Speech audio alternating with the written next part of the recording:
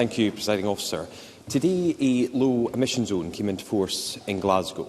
It will prevent many vehicles from entering the city centre, and if a driver breaks the rules, they could face hefty fines into hundreds of pounds.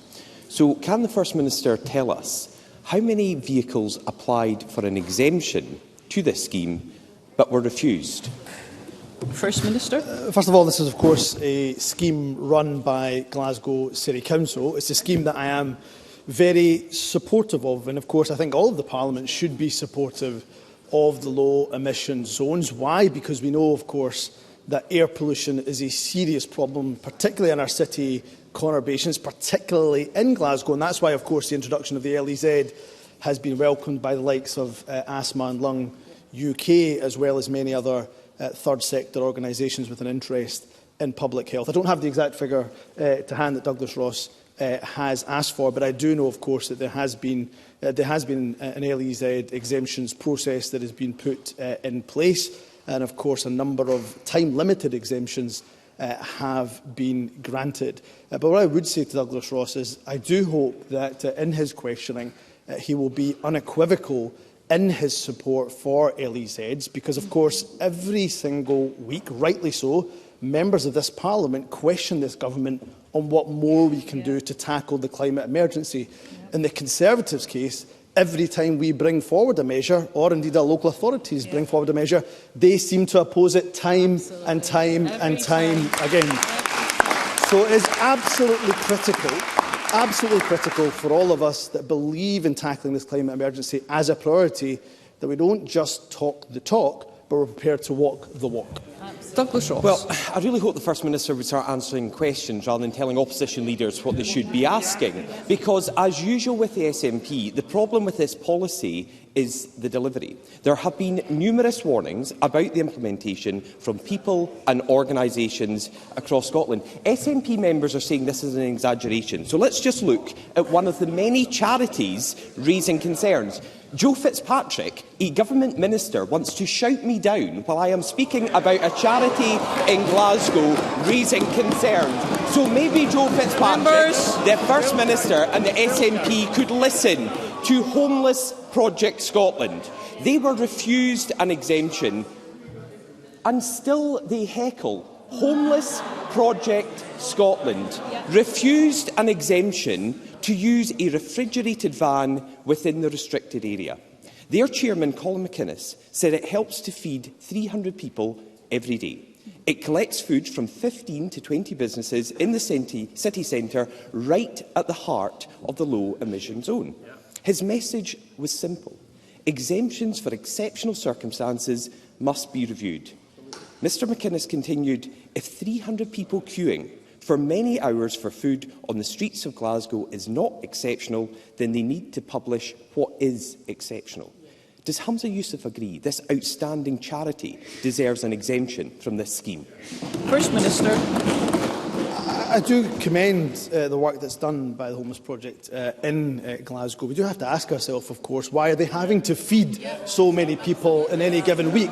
And that's undoubtedly the case because of over a decade of Tory austerity, because of a cost of living crisis, because of high inflation, because of high energy costs. That is why, of course, they're having to do the work that they're having to do. I would urge Glasgow, as they have already done in my understanding, to engage with the third sector, with charities, including, of course, the Homeless Project. Glasgow have been very transparent. The application process for time-limited exemptions in Glasgow is published on the Glasgow City Council website. There has been, of course, a lead-in time in relation to the LEZ being introduced. So we know, of course, that there is an exemption process, but clearly it is imperative on all of us, whether it's the public who are in Glasgow, whether it's charities, whether it's the third sector, and all of us, to have to make sure we are doing everything possible in our gift to tackle the serious problems around air pollution. I go back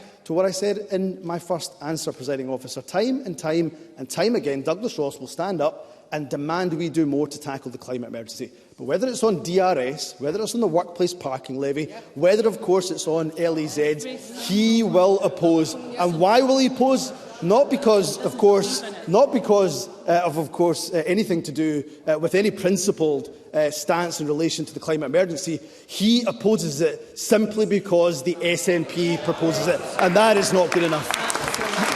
Douglas Ross. I oppose it when the SNP make a shambolic mess of every one of these schemes that they bring in.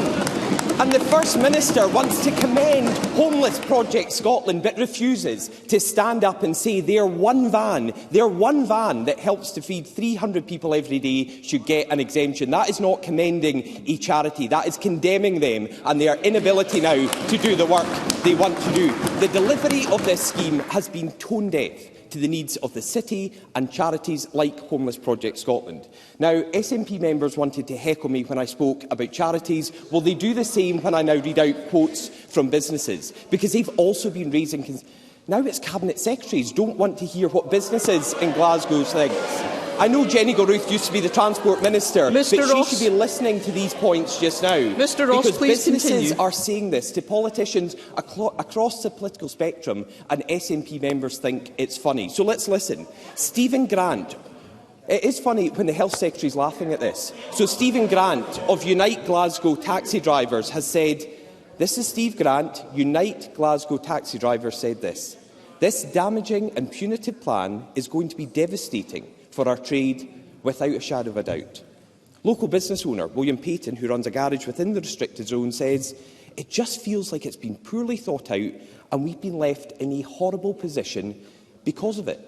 Stuart Patrick, Chief Executive Officer of Glasgow Chambers of Commerce, said, while we are supportive of the aims of the LEZ, the Chamber does not support using it as a political measure to drive all private cars away from the city centre. And this morning, Donald MacLeod of the Nighttime Industries Association said, actually, what we've got here is going to be a low economy zone getting created. He's right, isn't he? And what does Humza Yousaf have to say to all these businesses and all their workers who are concerned that this scheme is going to put jobs at risk? First Minister. First and foremost, I go back to the point that there has, of course, been a considerable lead-in time for the Glasgow LEZ coming into place, and there has been extensive engagement. Oh, it's fine for Douglas Ross to dish it out now, but he can't take it when he's standing up with his question.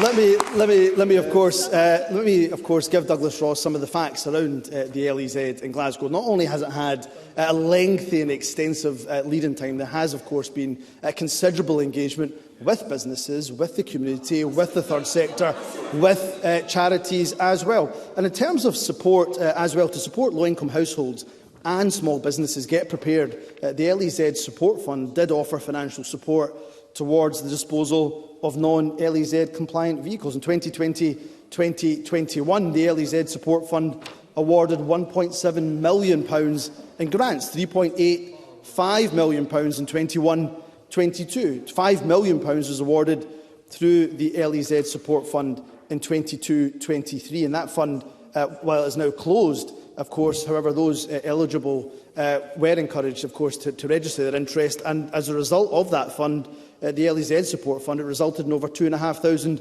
non-LEZ compliant vehicles being disposed or retrofitted with cleaner technology. So there has been funding there, not just for, as I say, low-income households, but in particular for small businesses as well. So when it comes to tackling the climate emergency, something all of us in this chamber claim to have an interest in, claim to say that is a priority, really is easy. The warm words are easy. The rhetoric is easy. Yeah. Taking action is the hard bit. Yeah. And this government will never shy away, nor should our local authorities, from taking the tough action that is required in order to tackle the biggest threat our planet faces. Yeah. Douglas Ross.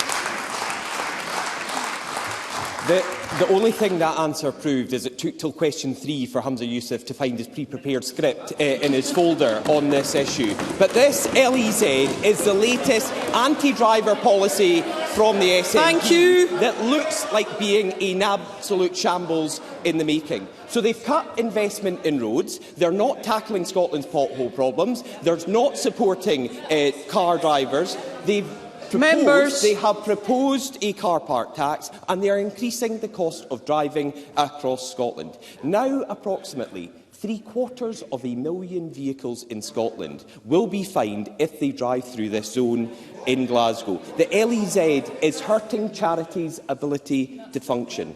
It's risking jobs, and business leaders think it's going to create a low economy zone. Wouldn't it have been better, First Minister, to delay this scheme for a year and properly listen to the concerns of businesses, charities, individuals and organisations who have been raising these concerns, have been hoping for a change, but have been left with no answers, no response, and a tone-deaf government who refused to listen to them? First Minister. And in the meantime, of course, if we had delayed, more people would have suffered in terms of their asthma, more people would have suffered because of their lung conditions, more people would have suffered because of CPD.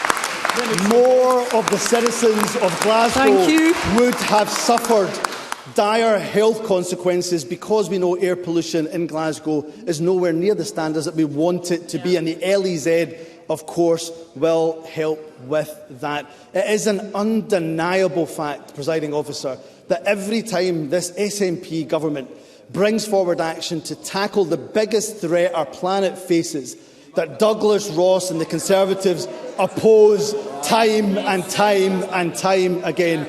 They oppose the workplace parking levy. They oppose, of course, the DRS scheme, even though they had it in their manifesto that they stood on. Douglas Ross, of course, stood on the manifesto for a deposit return scheme, but now opposes it. And when we look to invest and unleash the potential of the green economy in the North East, what do we get from the UK government, from the Tory UK government? Complete and utter inaction. Not a single penny of funding towards the Scottish cluster or the ACARE or the ACORN project. Not a single penny to support the economy, the green economy. Members, First Minister, I think we are not going to continue in this vein. We are representatives of the people of Scotland. We are sitting in the National Parliament. I'd be very grateful if all who are tuning in could hear answers and questions. Thank you. They don't want to hear about the fact that they have been utterly missing from taking any action to tackle the climate emergency here in Scotland. Let me end by saying this to the Conservatives. When it comes to tackling the climate emergency, whether it's LEZs, whether it's DRS, the real potential for Scotland, of course, both from tackling the climate emergency and from an economic point of view, is unleashing the green potential of the North East and of Scotland. For a party that has plundered and taken £300 billion of revenue from the North East, the very least they could do is match our £500 million Just Transition Fund and help us to tackle the climate emergency that is affecting our globe. Is the biggest priority, the biggest threat this country and indeed the world faces.